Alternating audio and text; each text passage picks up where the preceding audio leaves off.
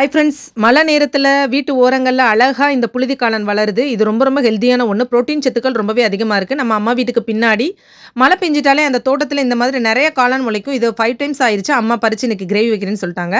இத ஃபர்ஸ்ட்டு எல்லாத்தையும் பறிச்சு கிளீன் பண்ணிட்டு ஒரு கடாயில ஆயில் எடுத்துக்கோங்க. அதோட பெருஞ்சீரகம், கடுகு போட்டுட்டு நீல வாக்குல நறுக்குன வெங்காயத்த சேர்த்துக்கோங்க. அதோட கறிவேப்பிலையும் 2 தக்காளி கொஞ்சம் பொடியா நறுக்கி நல்லா மசியிற அளவு வதக்கணும்.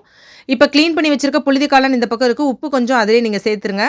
இஞ்சி பூண்டு பேஸ்ட்டு, அதோட சீரகப் பொடி, கரம் மசாலா, மிளகாய் பொடி காரத்துக்கு ஏத்த மாரி நீங்க சேர்த்துக்கோங்க.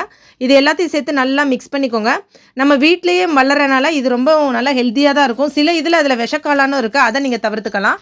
இது ரொம்ப ஹெல்த்தியான ஒரு காளான் தான். இந்த காளான இப்ப அலசியாச்சு. இதில சேர்த்துட்டு நல்லா நீங்க மஞ்சள் தூளும் சேர்த்து இத கொஞ்சம் மூடி போட்டு வேக வச்சுருங்க. அது சூப்பராவே நல்லா மசிஞ்சு வர அளவுக்கு வெந்ததுக்கப்புறமா, கொஞ்சோண்டு தேங்காவ கிரேவியா அரைச்சு நீங்க இதில போட்டுக்கோங்க. அவ்வளோதான் சூப்பரான ஒரு கிரேவி ரெடி ஆயிருச்சு. இட்லி, சப்பாத்திக்கு சூப்பரான காம்பினேஷன். நீங்களும் ட்ரை பண்ணி பாருங்க. Thank you. See you. Bye by.